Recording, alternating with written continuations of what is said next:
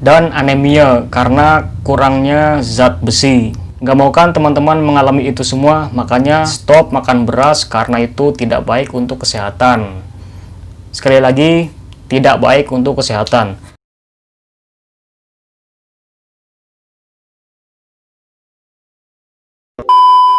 Bahaya nggak sih jika kita mengkonsumsi beras dengan porsi banyak?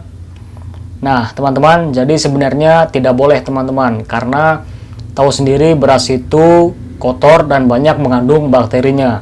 Apalagi jika masuk ke dalam tubuh kita, nanti banyak banget dampak yang akan terjadi. Ya, semoga aja sih tidak apa-apa. Cuman disarankan jangan mengkonsumsi beras mentah lagi, karena itu berbahaya.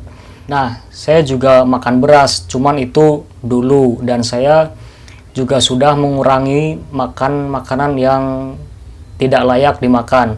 Dan di video ini juga, video terakhir saya makan beras karena saya tidak ingin terjadi apa-apa ke dalam tubuh saya. Nah, teman-teman, sebaiknya jangan makan beras mentah lagi, apalagi dimakan setiap hari, itu tidak baik.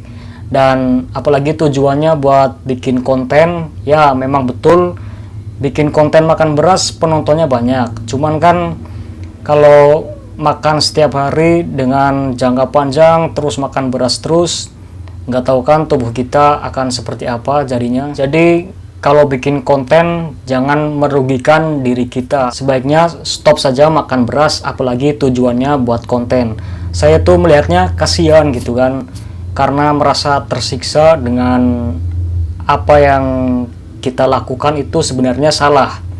Nah, tapi untuk bikin konten sebaiknya di stop aja teman-teman, karena itu sepertinya bukan porsi kalian makan berkilo-kilo. Kalau orang yang kecanduan beras, ya paling makan hanya satu genggam tangan teman-teman, bukan berkilo-kilo. Dan kalau makan beras kebanyakan itu menjadi mual. Bener nggak teman-teman? Jangan dipaksakan kalau nggak sanggup lah, hanya demi konten. Oke, penonton banyak, subscriber naik, terus kita badannya sakit, di mana? Amit-amit lah, semoga sih tidak terjadi apa-apa dengan kita gitu kan. Nah, jadi di sini saya akan membahas 5 bahaya makan beras dengan porsi yang banyak. Bukan porsi yang banyak juga sih, kalau sedikit juga akan berdampak buruk bagi kesehatan. Dan itu bakteri juga kalau kita masuk ke dalam tubuh akan bermunculan cacing kan teman-teman. Kita nggak tahu makan beras di dalamnya seperti apa. Mungkin untuk saat ini kita baik-baik saja ya.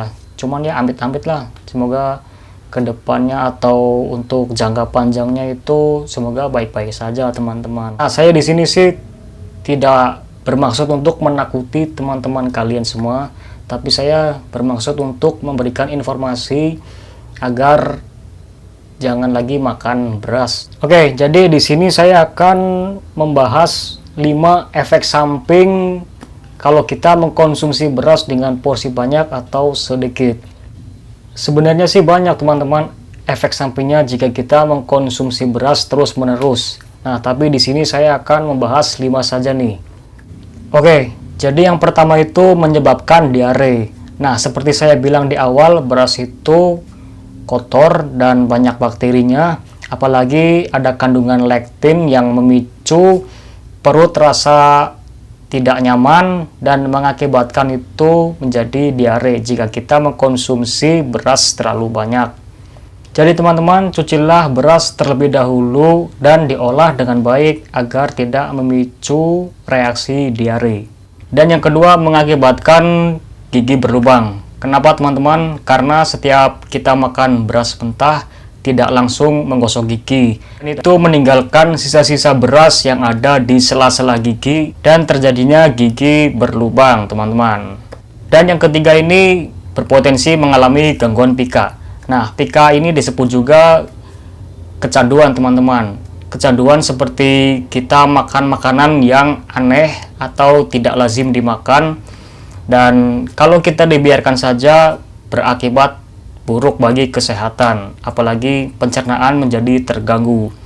Dan itu sih harusnya di stop ya. Mulai saat ini jangan makan makanan yang aneh lagi. Itu saja. Yang keempat, mengakibatkan mual. Kenapa? Karena beras memiliki bakteri Bacillus cereus yang terdapat dalam beras. Dan itu jadi mengakibatkan kita merasa mual sehingga aktivitas kita terhambat. Bakteri Bacillus cereus yang terdapat pada beras mentah itu mampu menghasilkan racun sehingga memicu muntah atau merasa mual dalam waktu 24 jam setelah kita mengkonsumsi.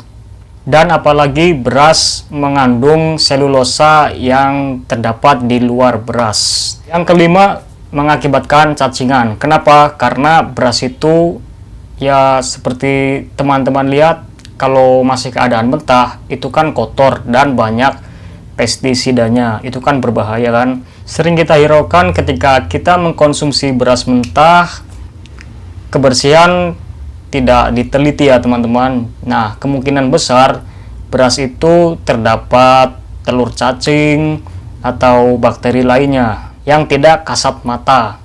Jika teman-teman memiliki kebiasaan mengkonsumsi makan beras, alangkah baiknya dikurangi dan sebaiknya sih bagusnya itu dihilangkan teman-teman. Karena tidak baik untuk kesehatan, tanpa kita sadari memicu hal-hal buruk yang tidak kita inginkan teman-teman. Jadi alangkah baiknya di stop. Nah, sebenarnya sih banyak sih efek sampingnya setelah kita mengkonsumsi beras dengan porsi yang banyak atau sedikit. Nah, yaitu ada kelelahan, rambut rontok, dan anemia karena kurangnya zat besi. Nggak mau kan teman-teman mengalami itu semua? Makanya untuk saat ini alangkah baiknya di stop makan beras karena itu tidak baik untuk kesehatan. Sekali lagi, tidak baik untuk kesehatan. Terima kasih, sampai di sini dulu video dari saya. Semoga ini bermanfaat untuk teman-teman yang pecinta beras dan mengerti, karena dengan video ini teman-teman bisa tahu dan menyadari. Terima kasih, sampai jumpa ke video berikutnya.